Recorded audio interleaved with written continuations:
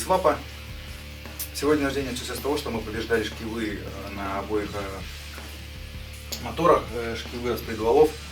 Вот, для того, чтобы мы могли поменять вот эту штуку. Я ее уже аккуратненько здесь снял. Вот. Почему поменять? Да вот потому, что ей как бы шандец. Вот. На том моторе, на старом, который стукнул, она целая, а здесь вот так вышло, что ее поколотили при транспортировке. Вот, сейчас мы, чтобы ее победить, мы вынуждены были использовать специальные съемники, которые используют в сервисах, благо у нас есть друзья, которые нам помогли, спасибо им за это большое. Но и то на старом моторе мы не смогли открутить шкив с выпускного распредвала. Пришлось наваривать на вот этом шкиве. Пришлось наварить гайку, потому что то, что там когда-то было шестигранником, мы вылезали просто в ноль, поломав миллион ключей, шестигранников и всего прочего. Вот так вот из-за одного болта работа может стать на сутки. Ну сейчас, я надеюсь, теперь я смогу снять эту дурацкую пластиковую защиту, где поменять ее. Еще один подвох. Заметил, что на ремнях, что на моторах под механической коробки стоят вот такие железные красивые штучки. Это так называемый успокоитель ремня ГРМ, чтобы он не слетал, когда ты активно теребонишь коробку. Вот. Для чего они нужны? Чтобы когда ты активно теребонькая коробку, не сорвал, чтобы не соскочила даже, вернее, не соскочила звездочка у тебя. Вот нужны эти штуки. Беда в том, что на пластмасске с автоматного мотора таких красивых железочек у меня нет. Вот. И перекинуть их туда нельзя, потому что здесь специально вот под них такой корпус. Ну, блин, я надеюсь, это не сильно критично. Также у автоматных моторов нет успокоителя ремня ГРМ, который стоит на коленвалу. Сейчас покажу. Вот он получается, успокоитель ремня ГРМ. На механической коробке он стоял по умолчанию, ну, на моторе из-под механической коробки он стоит по умолчанию. И также вот получается на этих крышках, где они, куда я идел, вот здесь тоже есть, то есть когда вот они, эти успокоители. Вот. Почему-то есть только на этих распредвалах. Вот здесь почему-то нету. А нет, есть внизу.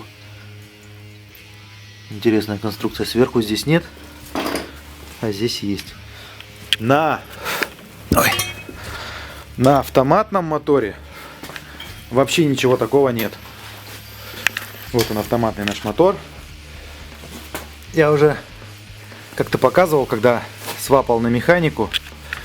Хотел поставить, специально купил даже этот успокоитель. А здесь под него даже креплений нет на этом моторе. Ну и соответственно вот пластик без успокоителей. Ни здесь, ни здесь. Вот этот кусок говна, который испортил мне жизнь. Вот. Ну и здесь, соответственно, тоже никаких успокоителей нет. Вот сейчас откручу вот эти маленькие болтики, поставлю крышку, верну назад ГРМ и можно ставить мотор.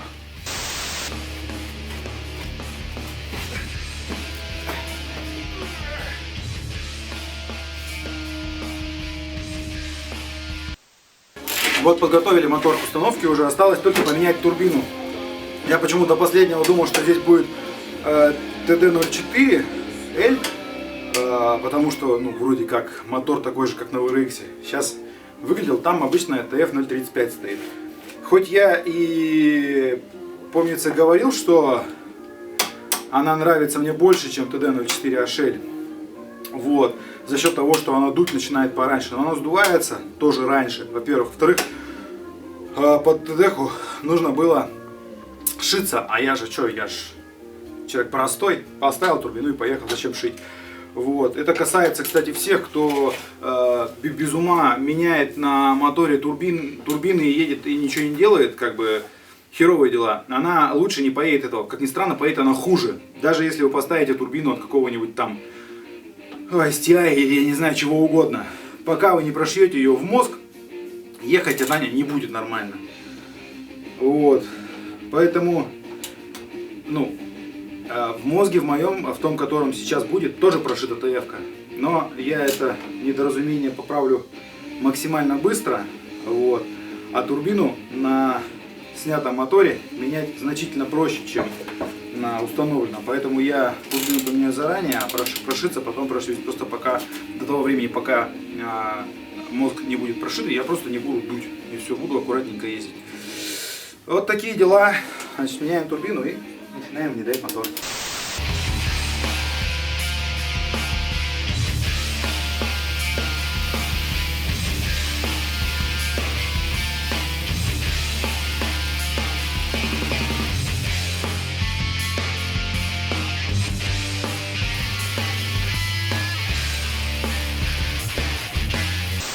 Я буду что-нибудь пиздануть. На чем она села у нас сейчас? Мы вот тут наживулили просто 2 болта, чтобы мотор далеко не улетел. С вилки снимаете вот эту резинку. И отсюда вот можно краем глаза вообще еле-еле, если аккуратно подсветить, увидеть вилку. И вот методом тыка начинаем побеждать вилку.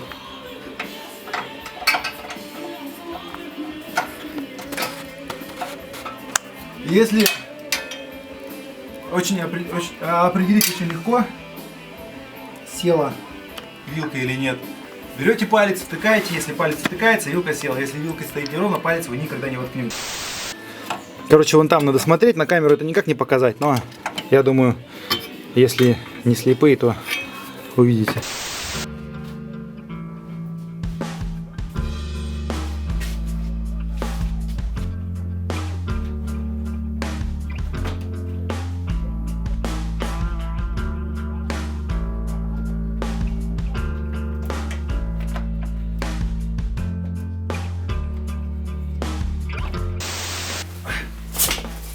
Легким движением руки извлекаем электронную педаль газа, отправляем ее отдыхать, а вместо нее ставим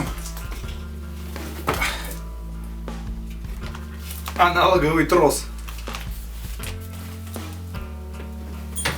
А дальше мы вместе с ключом на 10 лезем в салон в ноги пассажиру для того, чтобы добыть мозги. Но делаем мы это только потому, что на нашем новом моторе механический дроссель. Вот. И под механический дроссель идут совершенно другие мозги. Вот не знаю еще как насчет косы. Что я не уверен в том, что косы на машинах с механическим дросселем и с электронным одинаковые. Вот. И буду пытаться запустить машину я на свой страх и риск. На новых мозгах, на старой косе. Вот. Поэтому будем надеяться на то, что косы одинаковые. И все будет хорошо. В противном случае мне еще придется снимать видео о том, как менять косу. А я этого что-то так не хочу. А вот и наш мозг. Так, значит, мозг мы откручиваем.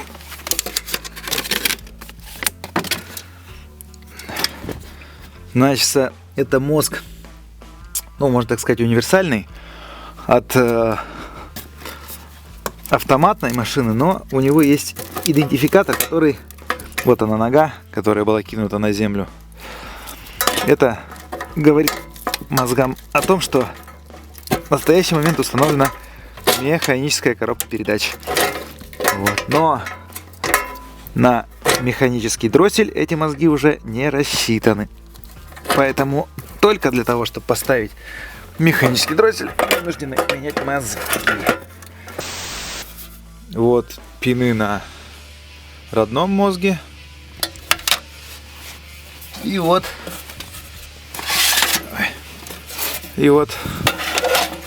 пины на новом мозге. Вроде одинаково все. Вот. Разница в чем еще? Повторюсь. Родные мозги не шьются без колхозного вмешательства. Эти мозги шьются чем угодно. И это радует, и это бодрит. Правильные мозги под правильный дроссель. Такие дела, чуваки. Собираем. И надеемся, что все это будет работать.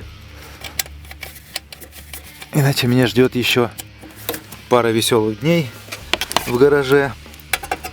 А того, гляди, и неделя в попытке установить новую косу. Я надеюсь, что